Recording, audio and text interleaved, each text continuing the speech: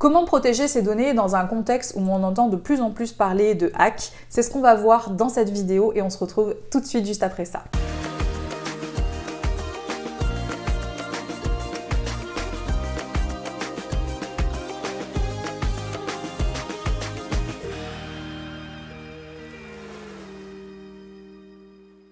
Bonjour à tous, je suis Marie Di Maggio, experte en marketing digital et j'accompagne les femmes à changer de vie en se formant au métier d'assistante virtuelle. Aujourd'hui, on va parler d'un aspect essentiel de notre activité qui est la sécurité des données. Étant donné qu'on travaille de manière dématérialisée sur un ordinateur, au quotidien, on manipule une quantité énorme de données, que ce soit des fichiers, des images, des textes, des fichiers PDF, des vidéos, il y en a vraiment de partout. Ces données-là, généralement, elles appartiennent à nos clients, ou en tout cas, on les manipule dans un contexte de mission de client. Donc du coup, non seulement on a une responsabilité envers nous-mêmes, c'est-à-dire que c'est nos données, donc si on les perd, ça peut être très problématique, mais en plus, on a une double responsabilité puisqu'il s'agit parfois d'informations qui sont sensibles, je pense notamment à des éléments par exemple comptables, des factures ou encore même une formation qui contient finalement le cœur de métier de votre client et donc le cœur de son chiffre d'affaires. Donc je vais vous partager les bonnes pratiques que moi j'ai mises en place ces dernières années pour m'aider justement à protéger mes données, pour m'aider à travailler dans un environnement qui soit le plus sécurisé possible, tout en restant quand même fonctionnel et opérationnel pour moi au quotidien. Première bonne pratique, utiliser un VPN. Un VPN, qu'est-ce que c'est? C'est un petit logiciel que vous allez installer sur votre ordinateur. Donc moi, je suis sur Mac et j'utilise ExpressVPN. Cette vidéo n'est pas sponsorisée, peut-être qu'elle devrait l'être. Et en fait, qui me permet de pouvoir protéger donc mon ordinateur et ma connexion des attaques extérieures. Autre avantage du VPN, c'est que du coup, vous allez pouvoir vous localiser n'importe où dans le monde. Et c'est vrai que pour moi, parfois, qui travaille en Calédonie, enfin qui vient en Calédonie et qui travaille avec des clients en France, des fois le lieu géographique peut vraiment être problématique puisque du coup, ça déclenche des alertes un peu dans tous les cas. Et puis, c'est aussi très pratique pour aller regarder des séries auxquelles on n'a pas le droit d'avoir accès. Mais ça, c'est un autre point. Donc, dans tous les cas, ExpressVPN, c'est installé sur mon ordinateur. Il est systématiquement activé et d'autant plus quand vous voyagez. Si vous êtes digital nomade ou même si vous aimez simplement bosser dans des cafés, c'est souvent des réseaux Wi-Fi qui sont ouverts et donc assez peu protégés. Donc vraiment, quand vous travaillez en extérieur, prenez ce réflexe-là dans les aéroports, surtout dans les aéroports, votre VPN doit être activé, pensez-y.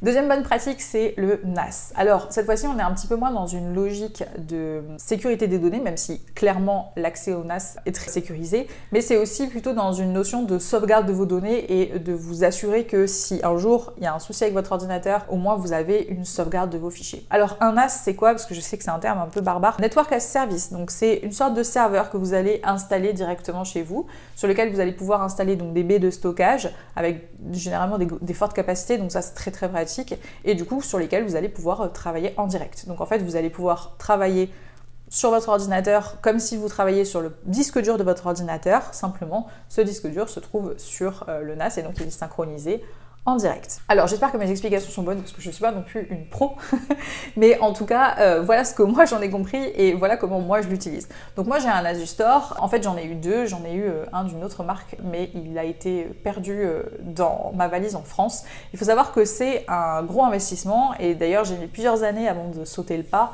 J'ai dû mettre bien 4 ans et donc le premier NAS que j'ai acheté, je l'avais commandé pour quand je suis arrivée en France en octobre dernier et vous me suivez sur Instagram, vous avez peut-être vu ça. J'ai perdu mes valises en cours de route et enfin une valise sur deux et du coup mon NAS était dedans, je suis juste dégoûtée. Donc j'étais quand même obligée d'en racheter un autre. Et heureusement, il y a eu une super promo. Bref, je vous passe les détails. Dans tous les cas, ça reste quand même un investissement important, comptez plusieurs centaines d'euros. Je crois que le premier que j'avais payé était entre 500 et 700 euros. Donc vraiment, voilà, c'est un gros investissement, mais derrière, en termes déjà de confort d'utilisation, c'est génial. Parce que quand vous stockez vos fichiers sur des espaces de stockage en ligne, par exemple Drive, Dropbox, oui, c'est Dropbox, j'ai oublié.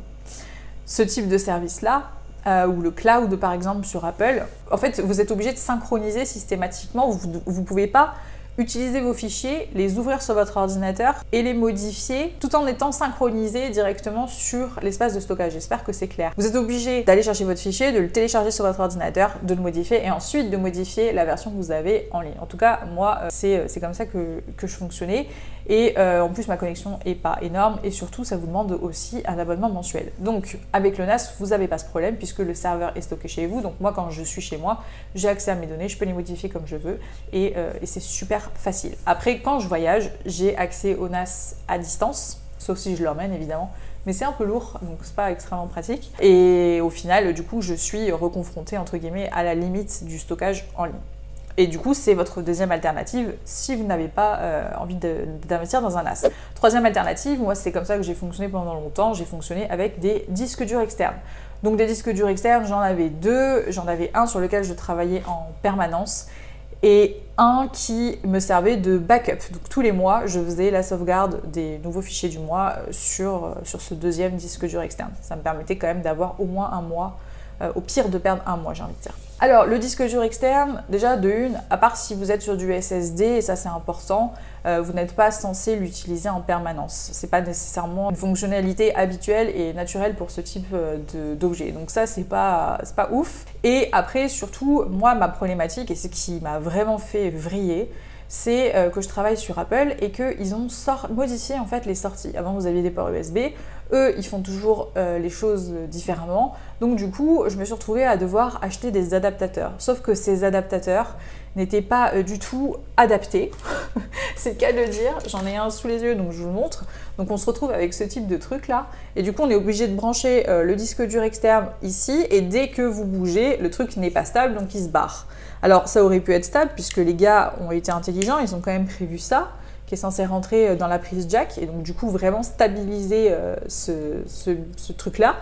Mais au final, comme il n'y a pas ça sur le MacBook Pro que j'ai, et du coup ma seule sortie c'est ça et ça fait constamment sauter le disque dur externe, donc du coup c'est encore pire. Donc voilà pourquoi j'ai fini par arrêter les disques durs externes et pourquoi j'ai choisi d'investir dans un NAS. Autre bonne pratique, utiliser des coffres-forts de mots de passe. Alors je sais qu'il en existe plusieurs, moi je suis sur LastPass depuis des années. Alors il y a eu quand même une faille dans la sécurité cette année. Personnellement j'ai pas été touchée, mais c'est vrai que du coup forcément ça pose la question toujours. Je pense que le risque zéro n'existe pas. Néanmoins je suis restée sur LastPass, il en existe très probablement d'autres. Donc LastPass c'est un coffre-fort de mots de passe. En gros c'est un outil qui enregistre tous les mots de passe que vous enregistrez sur les différents sites sur lesquels vous allez et qui les centralise de manière sécurisée, du moins en théorie. Vous avez aussi Google Chrome qui propose ce type de fonctionnalité, mais de manière native, pas nécessairement en tant que coffre-fort. En tout cas, l'avantage de ce type d'outil, c'est que quand vous travaillez avec des clients et qu'ils ont besoin de vous partager des accès à leur compte, ce qui est du coup très récurrent dans notre métier, et du coup, LastPass vous permet de partager les codes avec un utilisateur sans que ce dernier ait accès à l'affichage du mot de passe. Donc c'est quand même hyper sécurisant pour la personne, ça veut dire qu'elle n'est pas obligée de vous écrire son mot de passe, ça rajoute un petit verrou au niveau de la sécurité. Voilà les amis pour mes bonnes pratiques, je pense que je n'ai rien oublié. N'hésitez pas à me partager dans les commentaires, à me dire ce que vous faites pour protéger vos données. Si vous avez des questions, n'hésitez pas à les poser et surtout pensez à vous abonner, on se retrouve très vite pour la prochaine vidéo.